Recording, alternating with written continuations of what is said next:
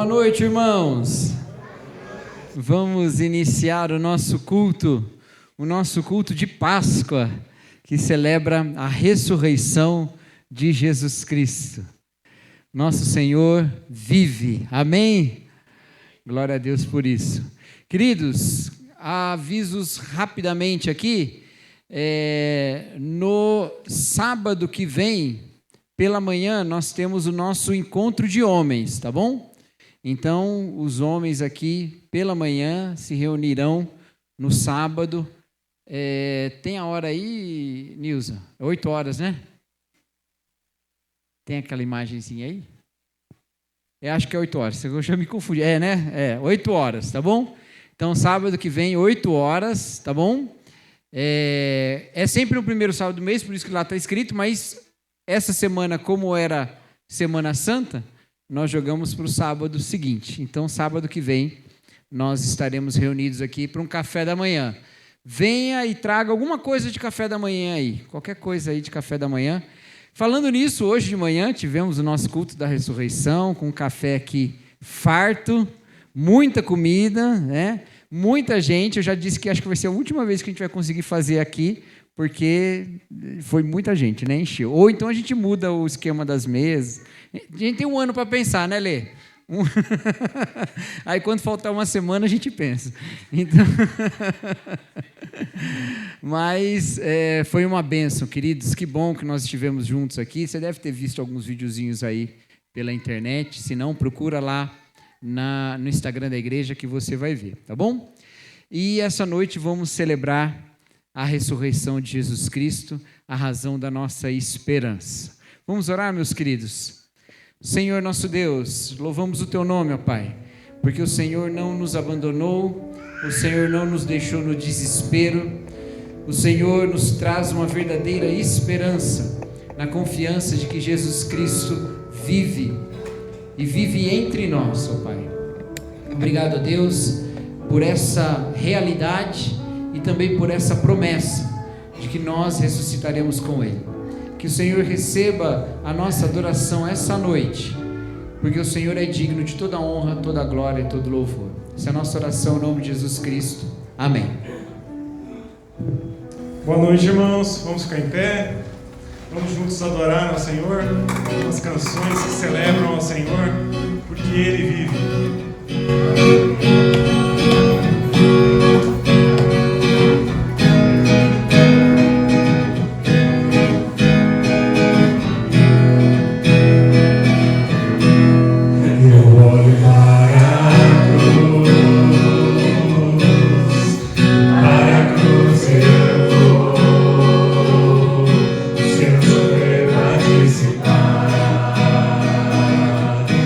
Sua obra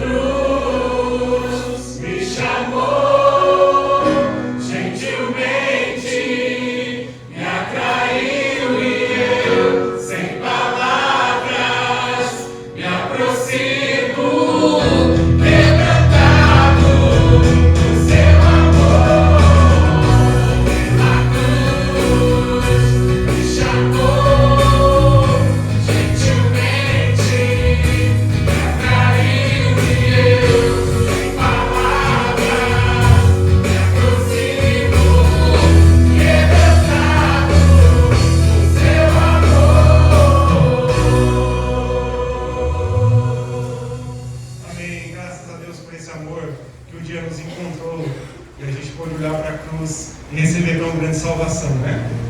E é bom saber também que isso foi de graça, pela maravilhosa graça do Senhor que um dia nos alcançou. Vamos continuar louvando e adorando ao Senhor, agradecendo também por essa maravilhosa graça.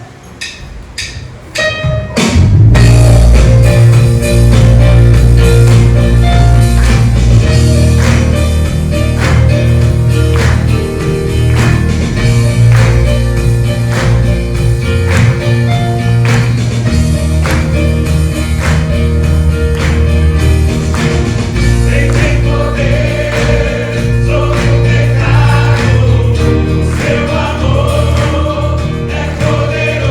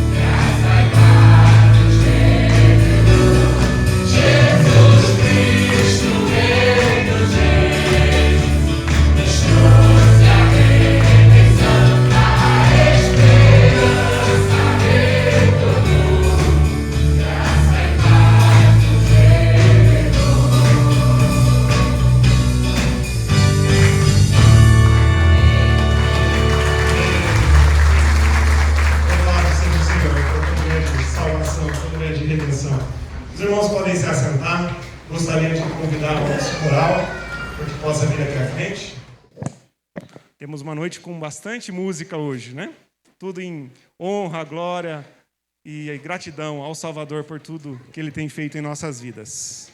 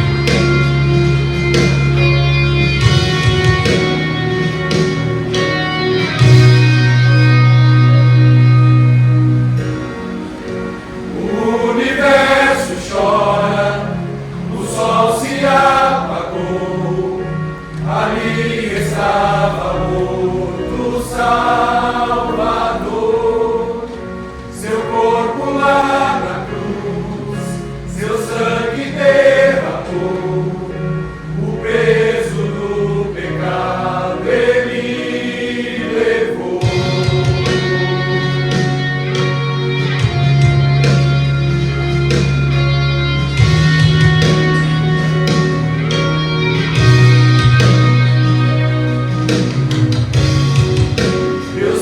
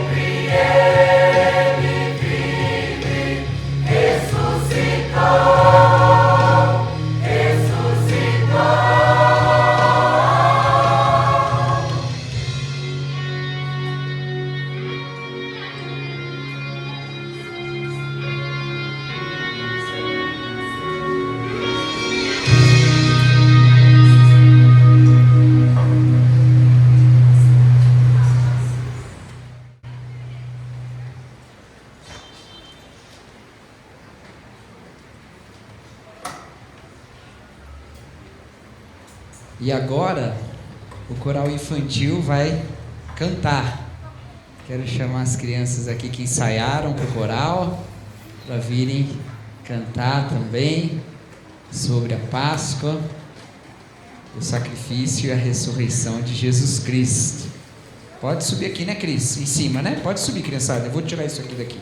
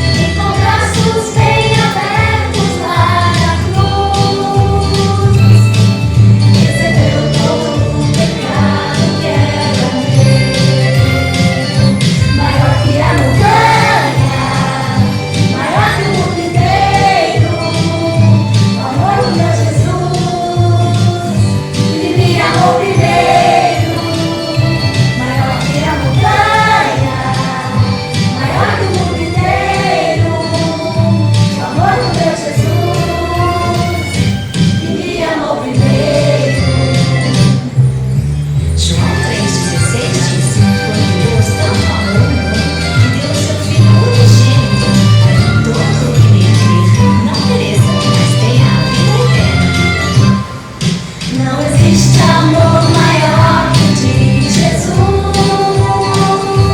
que por todos seus amigos ele se deu, e com braços bem abertos para a cruz, recebeu todo o pecado que era meu, maior que a montanha, maior do mundo inteiro, o amor do meu Jesus, que me amou primeiro, maior que a montanha, maior do mundo inteiro, o amor do meu Jesus, que me amou primeiro, maior que a montanha, maior do mundo inteiro, o amor do meu Jesus, que me amou primeiro, maior que a montanha, maior do mundo inteiro, o amor do meu Jesus, que me amou primeiro.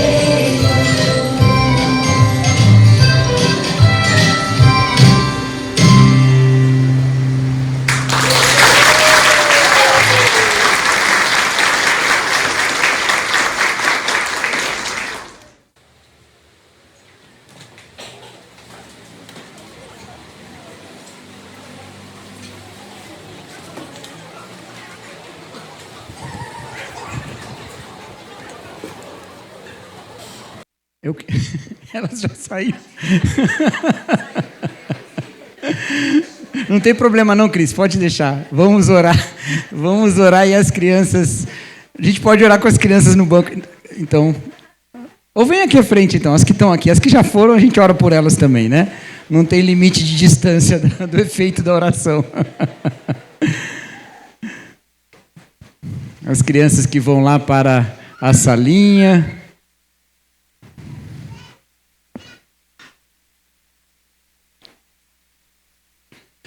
Vamos orar, queridos.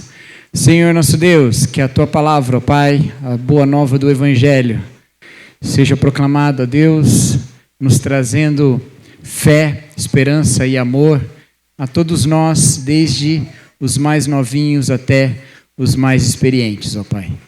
E que assim sejamos fortalecidos na revelação do Senhor. Essa é a nossa oração em nome de Jesus Cristo. Amém.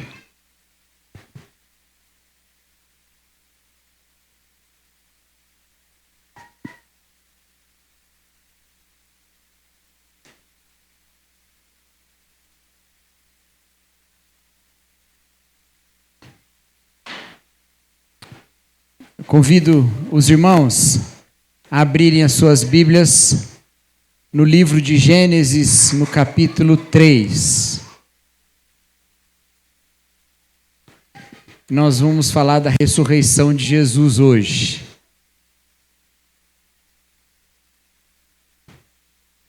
Gênesis, capítulo 3.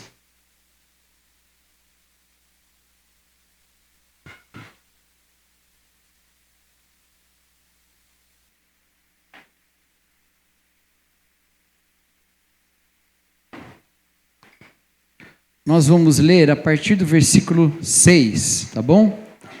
Gênesis 3, a partir do versículo 6 até o versículo 19. Gênesis 3, de 6 a 19. Diz assim a palavra de Deus: Quando a mulher viu que a árvore era boa para alimento, atraente aos olhos e desejável para dela se obter sabedoria, tomou do seu fruto e o comeu. Também o deu ao seu marido que estava com ela e ele o comeu. Então os olhos dos dois se abriram e perceberam que estavam nus. Por isso, entrelaçaram folhas de figueira e fizeram algo para cobrir-se.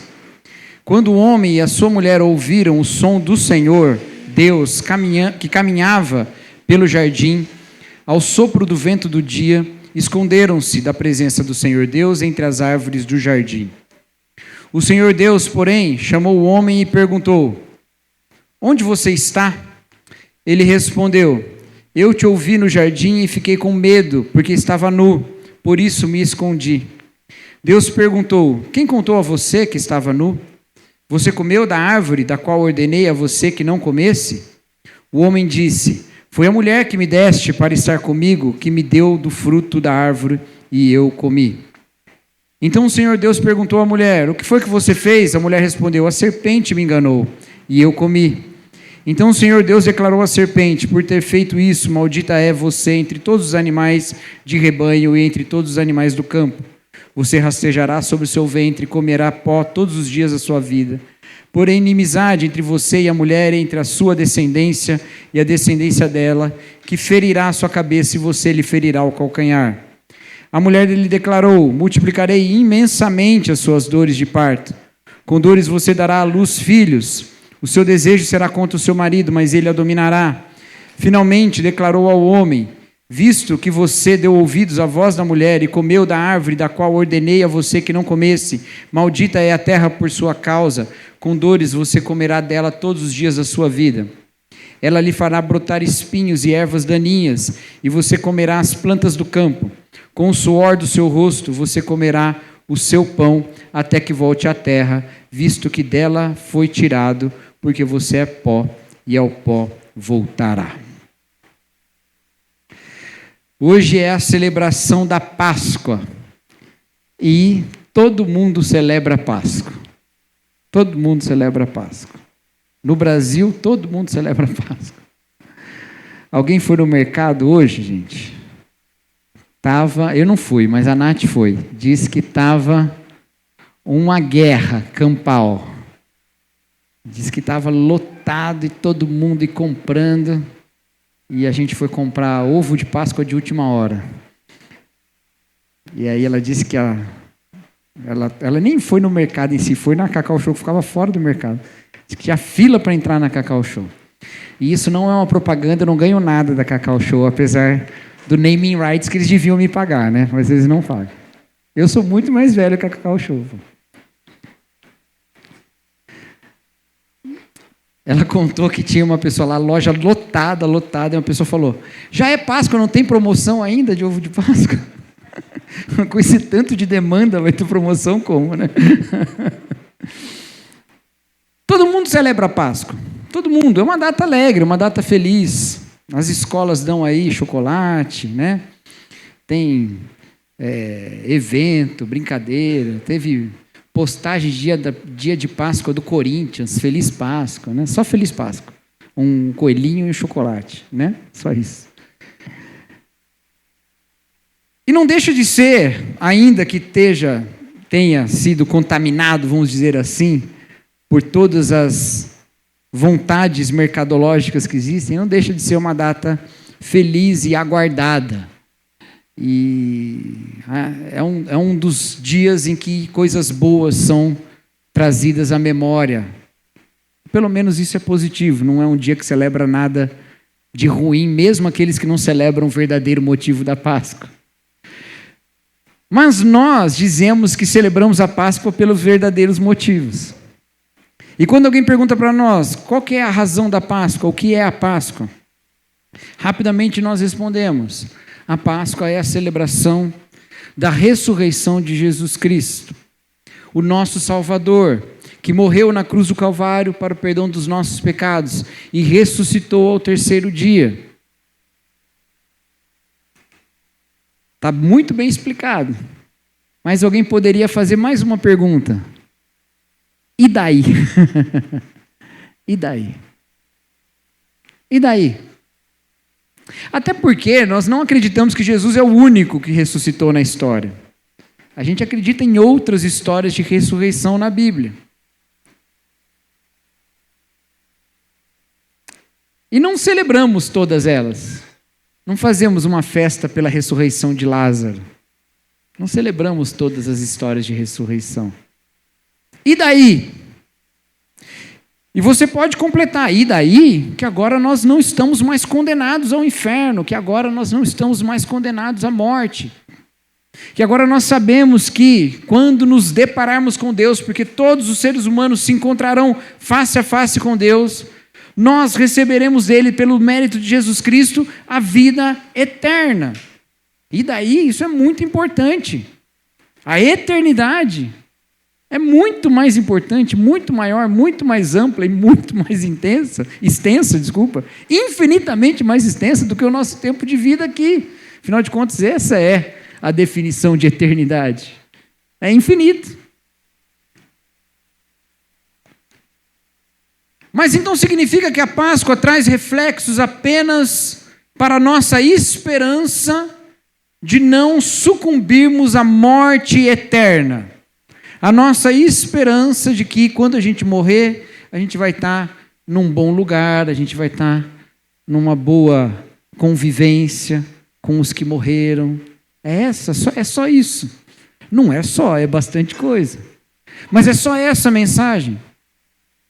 E às vezes parece, e de novo eu trago esse tema como eu já trouxe alguns domingos atrás, parece de novo que a nossa boa notícia é uma boa notícia para a morte. A gente só tem uma boa notícia para quando morrer. Inclusive o episódio dos Simpsons que eu citei aqui 2 domingos atrás, o Maurício achou.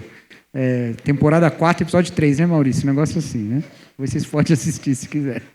Quando Deus fala para o Homer, quando ele pergunta qual o sentido da vida, ele fala, não posso te dizer, porque você vai descobrir quando morrer, né? Parece que é isso que a gente está falando para as pessoas. A vida só começa quando você morre. E essa vida aqui? Essa vida aqui a gente vai vivendo do jeito que dá. E quando morrer, quem tiver lá o carimbinho, creu, céu. Quem tiver não creu, inferno. E acabou. É isso. É só isso. Vamos combinar que se for isso, não era para ter tanto mercado cheio hoje. Não era para ter tanta gente comprando ovo. Não era para ter tanta gente celebrando. Não era uma boa notícia assim para tanta gente. Se fosse só isso. Mas a questão é que a Páscoa, ela é a celebração da ressurreição. E a ressurreição é a palavra com a qual a Bíblia nos fala da vitória sobre a morte. E essa vitória sobre a morte não é a vitória apenas sobre a nossa morte física. Não é a vitória apenas sobre a nossa morte do decaimento do nosso corpo. O que a Bíblia nos ensina é que a vida que nós temos hoje, marcada pelo pecado, dificilmente poderia ser chamada de vida, se comparado com aquilo que Deus tem para nós. Nós não poderíamos chamar essa nossa vivência afastada de Deus de vida. Porque comparado com aquilo que Deus planejou, comparado com aquilo que Deus criou antes do pecado, não dá para chamar isso de vida. A verdade, meus irmãos, é que a gente precisa entender para que serve a ressurreição. E para que serve a ressurreição, a gente só vai entender de qual morte nós estamos sendo ressuscitados. De qual morte nós ressuscitamos? O texto que nós lemos aqui, Gênesis capítulo 3, é o texto que contém a história da maior tragédia da humanidade. O momento em que os seres humanos resolveram virar as costas para Deus. E dali para frente, todas as outras tragédias tiveram início. É o que a teologia cristã chama de pecado original, o primeiro pecado, ou a queda de um estado de comunhão plena com Deus para um estado de separação de Deus. E o pecado, ele traz alguns efeitos, como esse texto aqui mostra. E eu quero que nós juntos observemos aqui nesse texto 4 efeitos do pecado, que são o que nós chamamos as 4 mortes, ou as 4 alienações do pecado, as 4 separações do pecado. E ao entendermos essas mortes, nós entenderemos o poder da ressurreição. Entenderemos que a ressurreição começa agora. Na verdade, ela começou há 2000 anos. Mas a gente não está esperando morrer para ressuscitar, ainda que também morreremos e também ressuscitaremos em corpo. Mas há uma vida ressurreta para vivermos agora. A primeira morte, a primeira alienação do pecado, é a nossa separação para com Deus. aquilo que nós podemos chamar de morte espiritual. Você nota que você conhece bem o texto de Gênesis, deve ter notado que Deus fala para os primeiros seres humanos: o dia que vocês comerem do fruto do conhecimento do bem e do mal, nesse dia vocês morrerão. E aí eles comeram daquele fruto e não morreram naquele dia. Pelo contrário, viveram muitos anos, muito mais do que nós vamos viver. Viveram muitos anos ainda. O que acontece? Deus mentiu? E não é como se Deus tivesse dito: se você comer do fruto você vai morrer. Não, ele disse no dia. No dia. Era se a gente pensasse que eles iam comer do fruto e iam morrer ali alguns segundos, minutos, ou no máximo horas depois. Morreriam e acabou, naquele dia, naquele intervalo de 24 horas. Mas o que a gente vê nesse texto é que de fato eles morreram. Não morreram fisicamente, mas morreram espiritualmente. Olha o que diz aí o versículo 8.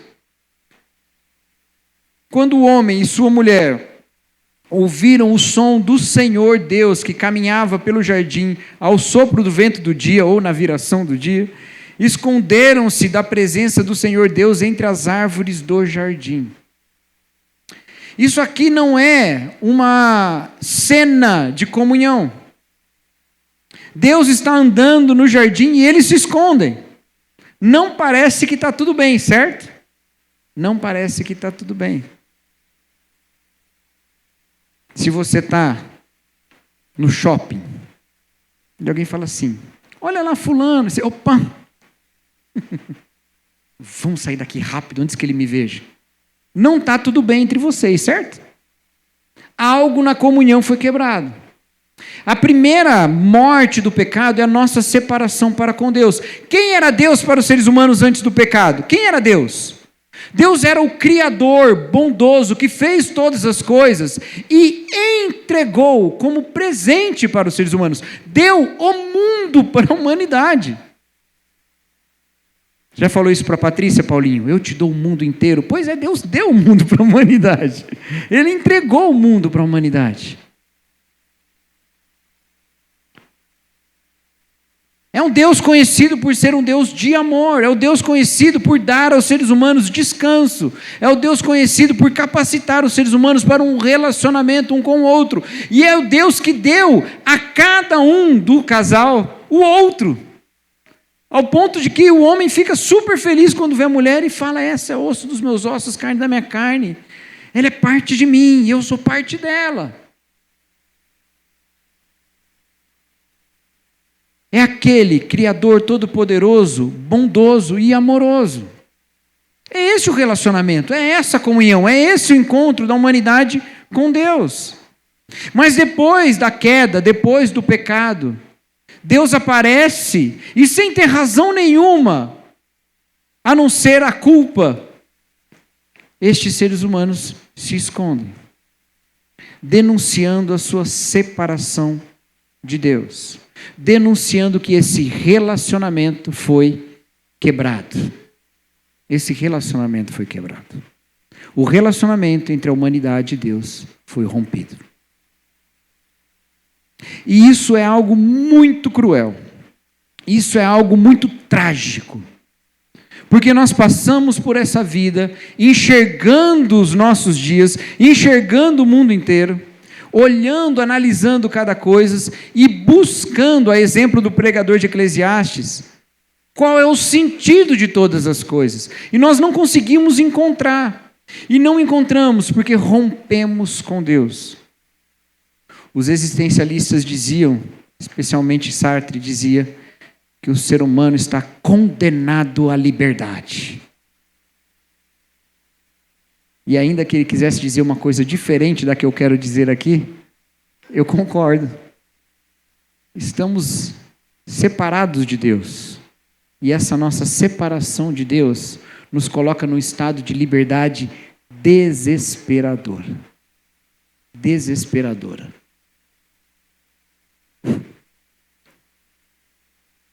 Eu me lembrei que essa semana me mandaram uma mensagem no Instagram dizendo assim: pastor, olha essa música do ponto de vista de Adão. Quem adivinha que música que era? Eu duvido que vocês adivinhem. O que é que eu vou fazer com essa tal liberdade?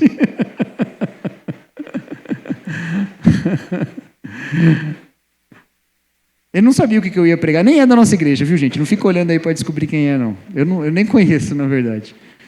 O que é que eu vou fazer com essa tal liberdade? Mas é isso, é um rompimento com um relacionamento de amor profundo que nos coloca no desespero e na solidão. O nosso relacionamento com Deus é rompido por causa do pecado. Mas como esse relacionamento é rompido? Quando os seres humanos tomam do fruto, entendendo que assim seriam como Deus, eles estão querendo abrir mão da necessidade de uma divindade. Eles estão querendo abrir mão de um relacionamento com a divindade. Eu não preciso de Deus, eu sou Deus. E assim proclamam a sua independência e assim morrem. É como aquela parábola que Jesus conta do filho pródigo. Chega até o pai e diz: me dá tudo de herança. O que ele está dizendo? Você morreu para mim. Herança é algo que a gente só tem quando o pai morre. Estes seres humanos falam: eu quero mais do que Deus me deu, eu quero estar no lugar de Deus mesmo. Então eu quero tirar Deus do lugar dele. Então eu não preciso de Deus. Só que aí quando a gente se vê controlando o navio, bate o desespero. A liberdade desesperadora que a gente tem. Esse é o primeiro efeito. É a primeira morte. E é dela que decorrem todas as outras mortes. É dessa primeira morte que vêm as outras mortes. Porque a segunda morte é a morte que nós podemos chamar de existencial. Se a primeira morte, a morte espiritual, é a separação do ser humano para com Deus, a segunda morte é a separação do ser humano de si mesmo. Da pessoa separada de si mesmo. E nós temos alguns exemplos disso, mas o que eu acho que fica mais evidente nesse texto é o que está no versículo 7, quando fala: então os olhos dos dois se abriram e perceberam que estavam nus, por isso entrelaçaram folhas de figueira e fizeram algo para cobrir-se. Isso aqui é a vergonha. A vergonha. A vergonha é uma grande testemunha da nossa separação de nós mesmos. A vergonha é um testemunho da separação de nós mesmos. Porque quando nós nos envergonhamos, e quando nós nos cobrimos, e quando nós criamos para nós mesmos vestes que ocultam algo de nós que nós não queremos que o outro veja, ao mesmo tempo que projetam algo de nós que nós permitimos que o outro veja, quando nós nos preocupamos em construir sobre nós mesmos imagens, porque nós não conseguimos mais lidar com a nossa imagem, isso é evidência da nossa separação existencial. E quanto tempo nós gastamos projetando imagens de nós? Quanto tempo nós gastamos esculpindo as nossas imagens diante dos outros? Isso vem, sim, da nossa separação de Deus. Porque quando nós nos separamos de Deus, uma das coisas que nós perdemos é o referencial da nossa própria imagem. Quem nós somos faz sentido, porque nós entendemos que somos imagem de Deus. Mas se nos distanciamos de Deus, perdemos o sentido do nosso próprio ser, perdemos o sentido da nossa própria existência. E entramos em pressões e crises profundas, que nos levam a estes conflitos interiores. Conflitos terríveis, que se expressam de tantas maneiras diferentes na adoecida sociedade em que nós vivemos, mas que sempre se expressaram de maneiras diversas. Ao não reconhecermos o sentido da nossa existência em Deus, começamos a ter dúvidas sobre quem somos ou quem deveríamos ser. Começamos a criar em nós mesmos a tentativa de fazer sentido. E isso também é desesperador. E é desesperador, queridos, porque a minha vergonha, é, acima de tudo, diante de você. A minha vergonha é diante de você e a sua vergonha é diante de mim. Porque agora tudo que eu tenho, tudo que eu sou, tudo que eu entendo que eu sou, não é só o que eu penso que eu sou, mas é o que também você diz que eu sou. Não é? Quantos de nós não carregam cargas pesadíssimas de identidade? Porque em algum momento alguém colocou sobre você um outro título que não imagem de Deus. Colocou sobre você um outro carimbo que não a marca da cruz de Jesus Cristo. Essa é a nossa separação de quem nós de fato somos em Deus. E essa é a raiz das nossas angústias mais profundas, essa dissociação. E se você estiver dissociado só em dois, levanta sua mão para o céu e agradeça. Porque nós estamos partidos em milhares de faces. E nos esforçamos para fazer coerência disso tudo diante do outro, enquanto o outro nos dá sentença. E nós damos sentença para o outro. Não foi sempre assim. Não foi sempre assim. Antes do pecado, os seres humanos encontravam em Deus o olhar de acolhimento, o olhar de reconhecimento, o olhar de correspondência. E nessa relação com Deus, não havia espaço para vergonha. Não havia motivo para vergonha. E nem entre um e outro.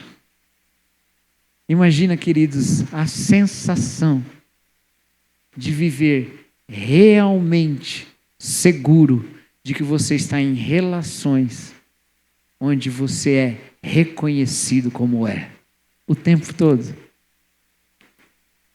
Não seria um alívio da alma? Mas não é assim a nossa vida. Marcados pelo pecado, nós vivemos a morte existencial. Mas há uma terceira morte nesse texto. E essa morte, nós podemos chamá-la de social ou comunitária. A morte comunitária. Essa é a morte dos nossos relacionamentos.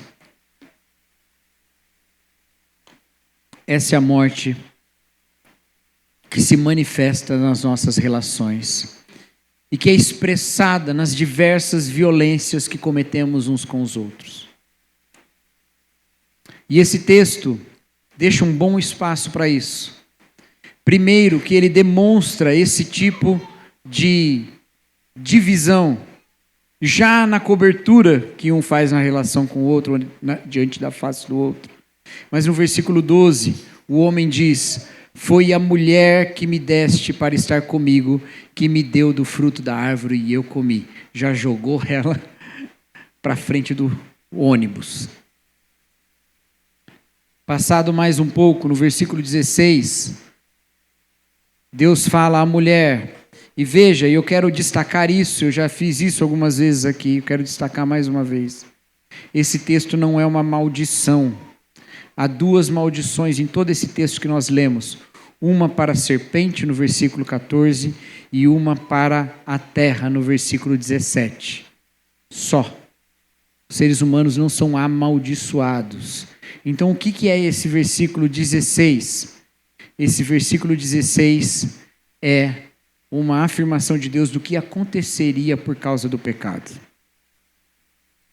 Ele diz à mulher: multiplicarei intensamente as suas dores de parto, com dores você dará à luz filhos. O seu desejo será contra o seu marido, mas ele a dominará. Essa tradução é a tradução da NVI 23 e traz o texto dizendo que o seu desejo será contra o seu marido, o que tem sido entendido pelos intérpretes desse texto atualmente como sendo a melhor tradução, melhor do que o seu desejo será para o seu marido. E é um motivo disso, eu vou falar rapidamente, nós não vamos nos deter muito tempo nisso, mas para a curiosidade dos irmãos, olha a próxima página, capítulo 4, versículo 7, Deus falando para Caim: se você fizer o bem e não se levantará, se porém não fizer, saiba, o pecado espreita a porta, ele deseja governá-lo, mas você deve dominá-lo. Eu não gostei dessa tradução. Pega aí na outra tradução. O pecado está à porta, o seu desejo é contra ti, mas cabe a ti dominá-lo. Está assim no texto de alguém? O seu desejo é contra ti, não é? É exatamente a mesma palavra em hebraico. Elogiei a NVI 23 por traduzir direito o capítulo 3, mas o capítulo 4 tinha que ficar parecido, gente. Tinha que ficar igual. É a mesma estrutura, tá bom? É a mesma estrutura. Desejo contra domínio. É isso. Desejo de um lado, contra, e o domínio contra do outro lado. O que é essa morte? Veja, Deus tinha falado para os seres humanos: crescei, multiplicai, enchei a terra e dominai sobre a terra. Dominai sobre a criação. Quem deveria dominar? Os seres humanos. Mas aqui acontece um fenômeno, que é o fenômeno da despersonalização do outro. O outro é transformado em alguém a ser dominado. Quando diz que o seu desejo será contra o seu marido, está dizendo que a mulher tentaria dominar o marido, submetê-lo ao desejo dela. E ele a dominará, significa que ele faria a mesma coisa. E quem está certo? Os dois estão errados. Os dois estão errados. Isso aqui não é bênção de Deus, isso aqui não é promessa de Deus, isso aqui não é mandamento de Deus, isso aqui é lamento pelo que ia acontecer. É lamento. Um estaria contra o outro, a mulher tentando dominar o homem tentando dominar a mulher. Mas veja, isso não é apenas na relação homem-mulher, isso é na relação de um ser humano para com o outro, porque isso vai acontecer no livro de Gênesis inteiro. É Caim matando Abel, porque não conseguia ser considerado alguém digno o suficiente se o irmão estava ali do lado. É Lameque tomando duas mulheres para si como se fossem coisas. E Lameque mesmo, depois matando duas pessoas, como se não fossem nada. E você vai desenvolvendo em todo o livro de Gênesis, e depois no Pentateuco inteiro, você vai ver esse tipo de coisa acontecendo. Um tentando dominar o outro, não só homens e mulheres. E é assim que se vive a vida no pecado. Um quer ser o que domina o outro. E nas estratégias de resistência entre um e o outro, alguns abrem mão de certas coisas para tentar garantir outras. Abrem mão, às vezes, da vontade para garantir que não vai ser morto. Não é? Não é assim que acontece quando, por exemplo, um bandido chega com uma arma e fala: me passa aí seu carro. Você quer ter o seu carro, mas você faz uma conta. Eu quero ficar com o carro e morrer, ou eu quero ficar com a vida e dar o carro? Então deixa ele dominar-me, não deixando que eu exerça o meu domínio sobre essa coisa, e ele leva e eu pelo menos fico vivo. E nas relações é isso direto, às vezes de maneiras muito mais sutis, com estratégias muito mais sutis. Nós despersonalizamos o outro. Mesmo em relações de amor e de carinho, tantas e tantas vezes instrumentalizamos o nosso carinho para assim criar algum tipo de vantagem numa negociação futura, numa estratégia de domínio. Olha o que eu te fiz, olha lá, olha como eu agi. Sério? Você vai fazer isso comigo depois de... E isso tudo porque nós perdemos a noção de quem Deus é. Como nós nos separamos de Deus, agora nós estamos largados nesse mundo e agora é quem domina e quem é dominado. Essa é a nossa disputa. Quem é gente e quem é coisa. E quem é gente quer ser gente sobre coisa. Então olha para a pessoa que é gente e você transforma ela em coisa para você ser gente sobre ela. Essa é a morte comunitária. Essa é a morte social. E a última morte é a morte cósmica. É a nossa relação com o cosmos, é a relação com a criação. Ela também aparece algumas vezes aqui. Uma delas é quando Deus fala para a serpente que haverá inimizade entre a serpente e a mulher, no versículo 15. Mas isso fica ainda mais claro quando Deus fala para o homem, a partir do versículo 17. Visto que você deu ouvidos à voz da sua mulher e comeu da árvore da qual ordenei que você não comesse. Maldita é a terra por sua causa. Com dores você comerá dela todos os dias da sua vida. Ela lhe fará brotar espinhos e ervas daninhas, e você comerá as plantas do campo. Com o suor do seu rosto você comerá o seu pão, até que volte à terra, visto que dela foi tirado, porque é pó, e ao pó voltará. Quando Deus cria os seres humanos e manda eles dominarem sobre a terra, não era para que houvesse uma exploração, mas é para que os seres humanos, com a criatividade, com a inteligência, exercessem uma ação benéfica no mundo. Transformassem o mundo num lugar de mais beleza ainda. É lindo olhar uma natureza intocada, mas também é lindo olhar um jardim bem cuidado. É lindo olhar uma árvore grande numa floresta, mas também é lindo olhar aquelas árvores que são podadas bonitinhas de um jeito que elas ficam lá redondinho, né? É lindo aquelas coisas. É lindo ver como nasce um bosque de um jeito incrível, mas também é lindo ver nas cidades como as árvores às vezes são organizadas de uma maneira que criam uma beleza. Tudo isso é muito lindo. E Deus nos coloca para dominar com esse tipo de vocação. Mas aí, porque nos separamos de Deus e agora a gente está largado no mundo e faz o que quiser no mundo, a gente começa a usar a natureza com um único fim, o fim de dominar para nosso próprio conforto, para nossa própria sobrevivência e eternidade. Inclusive, sobrevivência nesse sentido vai significar às vezes morte dos outros. Então, se eu puder produzir bastante aqui para mim e para os meus, ainda que morram lá distante, não tem problema, deixa que eles morram. E se eu conseguir transformar isso ainda em mais vantagens para mim, melhor. E se para isso eu precisar poluir alguma coisa, vou poluir. Para produzir algo na indústria, vou poluir. Mas aí se você poluir, vai faltar água para aquela comunidade. Mas aí cada um com seus problemas. Muda de lá, procura outro rio. O que não falta nesse planeta é água. Vai para outro lugar. Não é? E a gente submete a criação aos nossos desejos mesquinhos. E a gente destrói a criação. Ao ponto que a palavra de Deus nos fala lá em Romanos, que a criação geme e espera a manifestação dos filhos de Deus. Essa é a morte cósmica. Entenderam que não dá muito para chamar de vida? Essa vida que a gente tem. Separados de Deus, separados de nós mesmos, separados do próximo, separados da criação. Mortos em 4 dimensões. Mas hoje não é dia de falar de morte. Hoje é dia de falar de ressurreição. E essa é a esperança que a ressurreição de Cristo nos traz.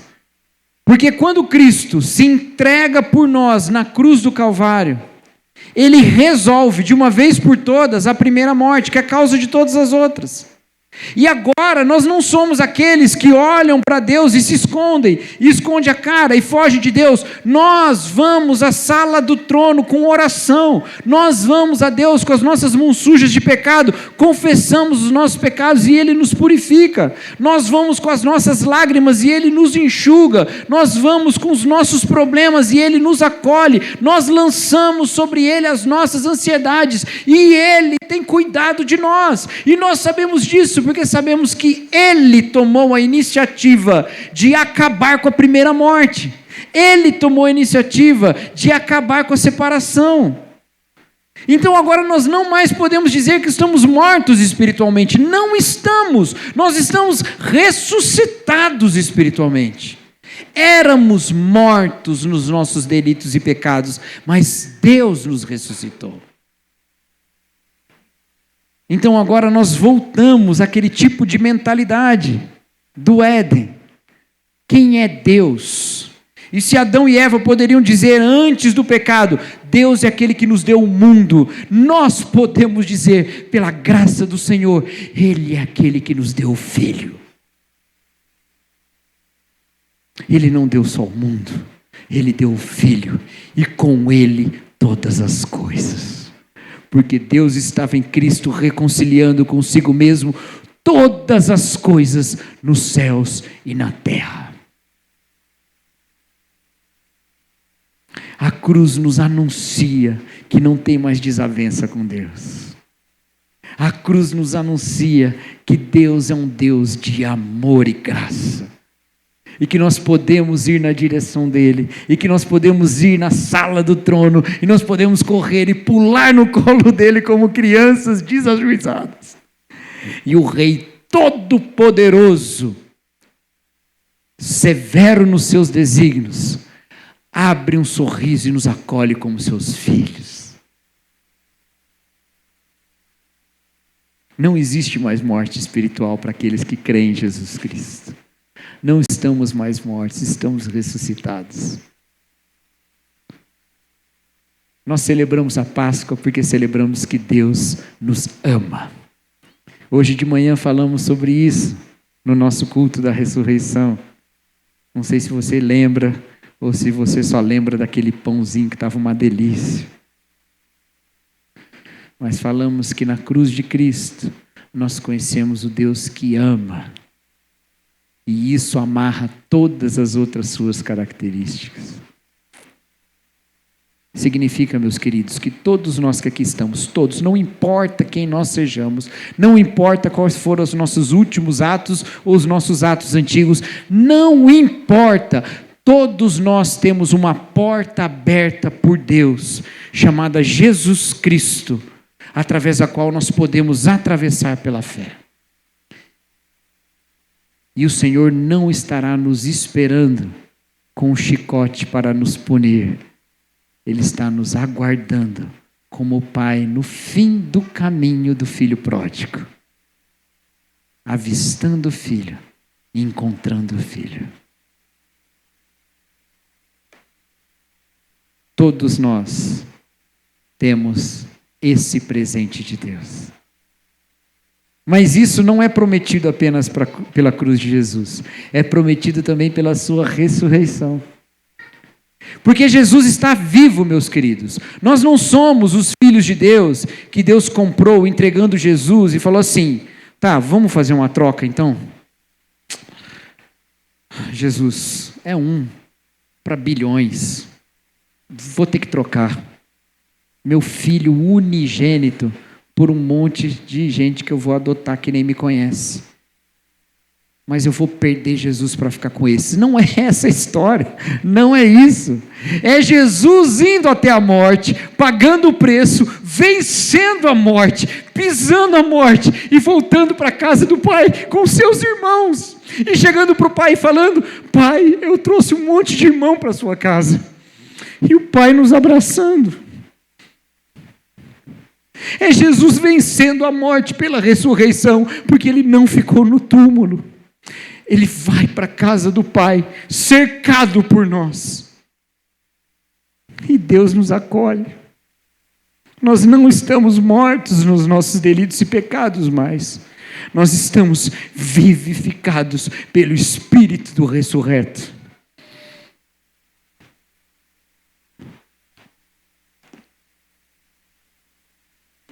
Então agora cabe a outra pergunta.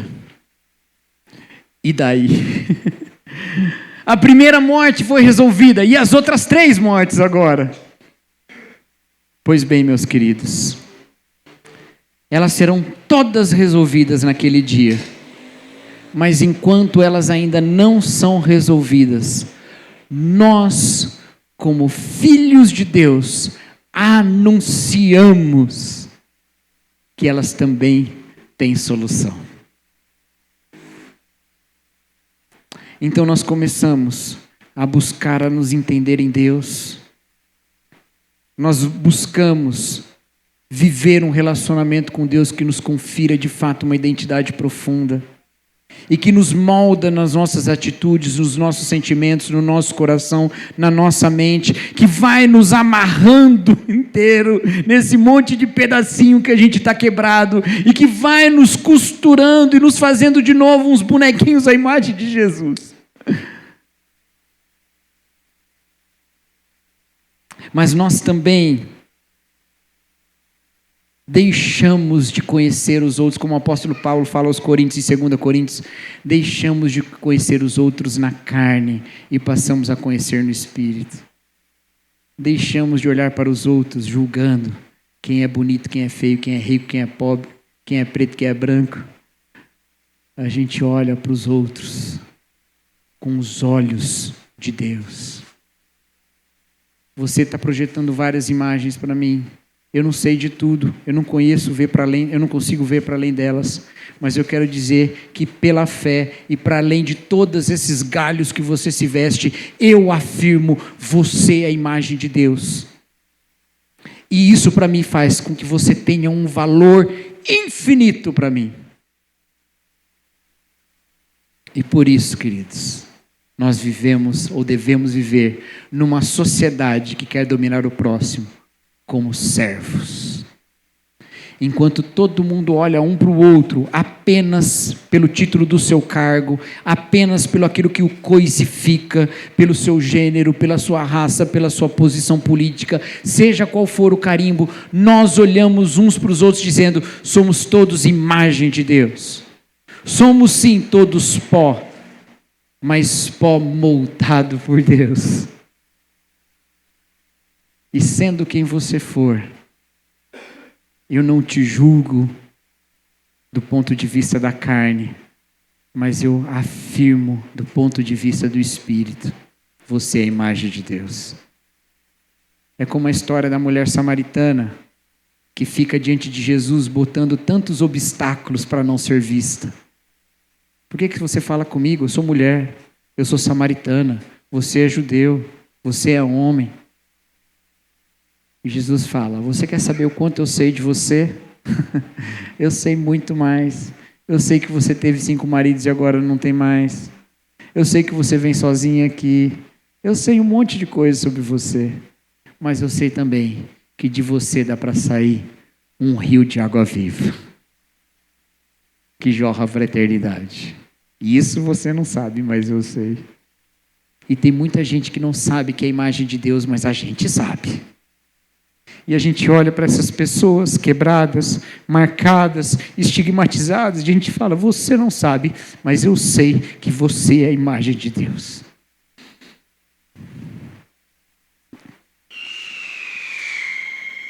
Porque coisa não tem vida, mas gente tem alma soprada por Deus mesmo.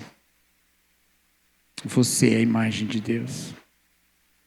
E assim também, usamos dos recursos do mundo para a glória de Deus, entendendo que se o outro tem direito à vida, já que ele é imagem de Deus, que eu não vou usar desse mundo como uma disputa para eu me dar bem contra o outro, que eu não vou ficar fazendo guerra nesse mundo para dominar estreitos por aí, que eu não vou querer vencer o outro na batalha pelos recursos, mas que eu vou viver uma vida de solidariedade, de partilha, e uma vida que entende que nós devemos amar o próximo, também no sentido temporal, a próxima geração. Que planeta que nós estamos deixando para a próxima geração? Vamos amar o próximo, o que vem depois. E a verdade, meus irmãos, é que a ressurreição de Jesus nos convida a uma ressurreição. Aqui está dita lá em 1 João capítulo 3. Abre sua Bíblia aí. 1 João capítulo 3.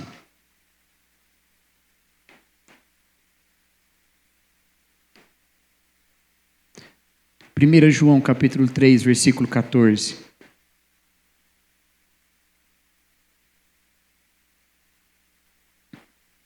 E é assim que nós vamos viver e não vamos mais morrer. 1 João 3,14 diz: sabemos que passamos da morte para a vida, porque amamos os irmãos. Quem não ama, permanece na morte. Qual é a marca de quem vive? Alguém pode dizer que são sinais vitais: pulsação, respiração, atividade cerebral. Fazem teste quando vão declarar a morte cerebral de alguém. Medem um monte de parâmetros. Mas do ponto de vista espiritual, o sinal vital é que nós amamos os nossos irmãos.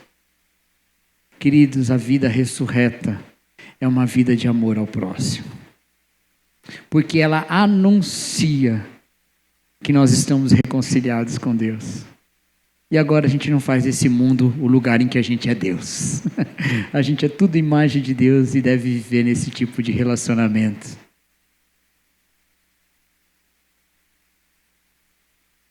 Sendo assim, meus queridos, se nós queremos ter um compromisso com a ressurreição, e se nós queremos responder aquela pergunta para que servem os cristãos, nós podemos responder ela hoje.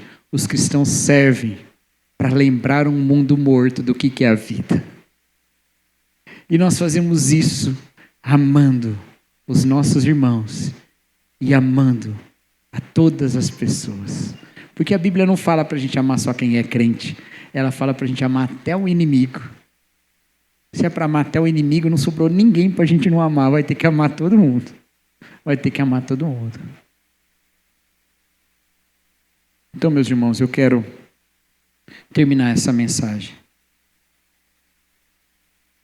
com um desafio de que pela fé na ressurreição de Jesus, nós nos comprometamos com uma vida ressurreta. Em primeiro lugar, que todos tenhamos um relacionamento restaurado com Deus através de Jesus Cristo, pela fé. Crendo que a morte de Jesus é suficiente e que Deus então nos acolhe. Crendo que este Deus é o Deus criador de todas as coisas, o Deus Pai do nosso Senhor Jesus Cristo, que o ressuscitou dos mortos. E assim com a certeza de que através de Jesus temos acesso a Ele. Mas não paramos aí. Continuamos.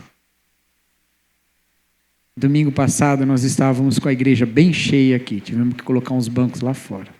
Hoje de manhã nós estávamos com a igreja bem cheia aqui. Estava quase sentando um em cima do outro. Hoje estamos com a igreja cheia também agora à noite, apesar do feriado. Mas, meus irmãos, o fluxo do amor de Deus, ele não é esse só de reunir e empossar graça nesse lugar, não. Ele é de fluir daqui para fora. E nós temos um compromisso hoje de que este mundo morto veja o que é vida, saiba o que é vida, conheça o que é vida. E eles não vão entender o que é a vida reconciliada espiritualmente se não verem que há alternativa para as outras mortes. Um compromisso de transbordar da graça para fora. Um compromisso de demonstrar a luz da ressurreição, meus queridos. Os mercados podem continuar cheios na Páscoa, mas que mais pessoas sejam cheias de vida na Páscoa. Mais do que mercados cheios e mais do que igrejas cheias, que sejamos cheios da vida de Jesus. Amém, meus irmãos? Vamos orar então, queridos. Eu quero chamar a banda já para estar aqui à frente.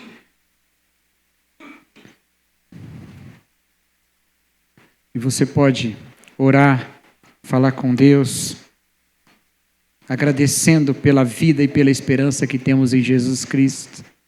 Porque o Senhor anunciou que todas essas outras mortes estão com os dias contados e que o nosso relacionamento com Deus está restaurado em Jesus.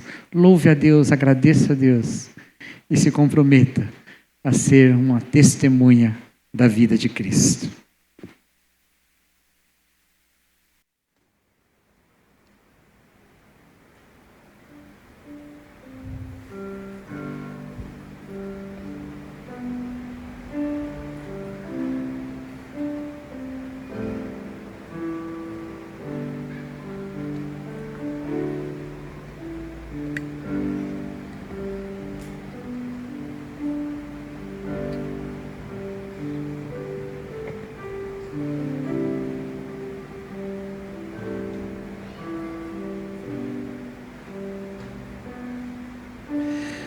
Senhor nosso Deus, Deus da vida, Deus dos vivos, Senhor, nós pedimos, ó Pai, que a ressurreição de Jesus Cristo, pela qual nós somos profundamente gratos, não seja apenas uma história animadora, mas seja a própria alma, o próprio Espírito do Senhor em nós.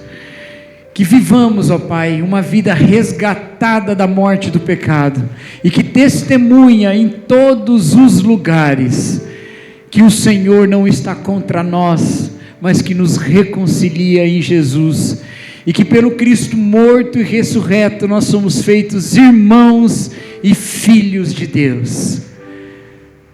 Que a ressurreição de Jesus, ó Pai, seja de fato o centro do nosso viver, porque é pela sua vida que nós enfrentamos cada dia, ó Pai. Essa é a nossa oração em nome de Jesus. Amém. Vamos ficar em pé, irmãos, e vamos cantar essa música que fala da nossa vida pela ressurreição de Cristo.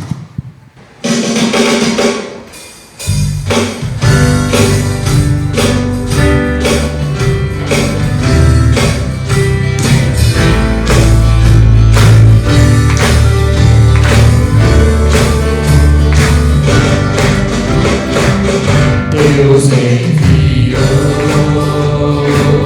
seu Filho amado para me salvar e perdoar. Na cruz morreu por meus pecados, mas ressurgiu e vivo com o Pai está,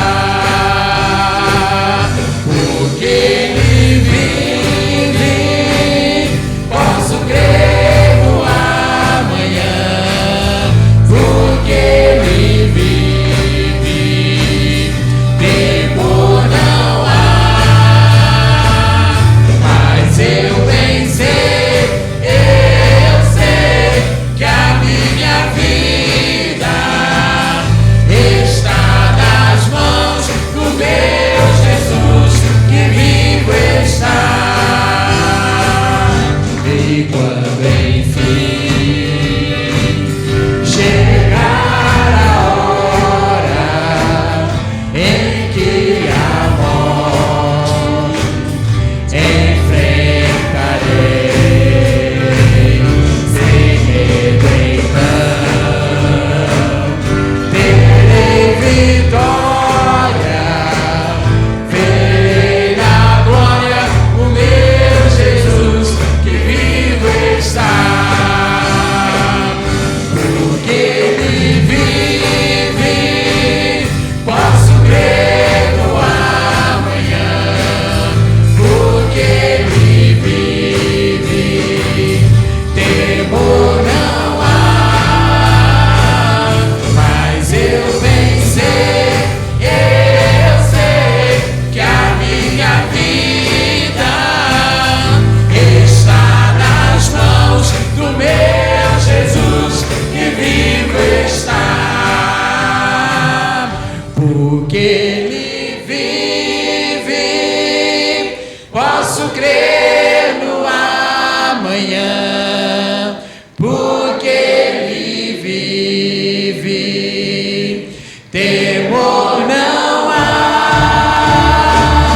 mas eu bem sei,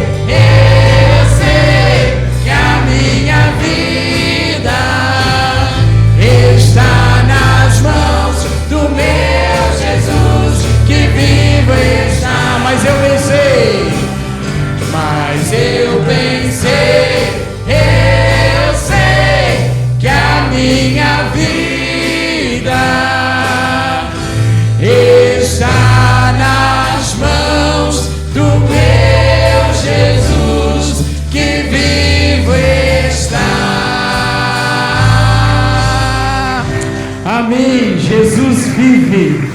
Jesus ressuscitou. Feliz Páscoa. Que a graça do nosso Senhor Jesus Cristo, que foi morto e vive para sempre, o amor de Deus o Pai, a comunhão e a consolação do Espírito estejam com todos aqui e com todos aqueles que já passaram da morte para a vida, espalhados que estejam pela face da terra, hoje para todos sempre. Amém. Que Deus os abençoe. Os irmãos podem se assentar.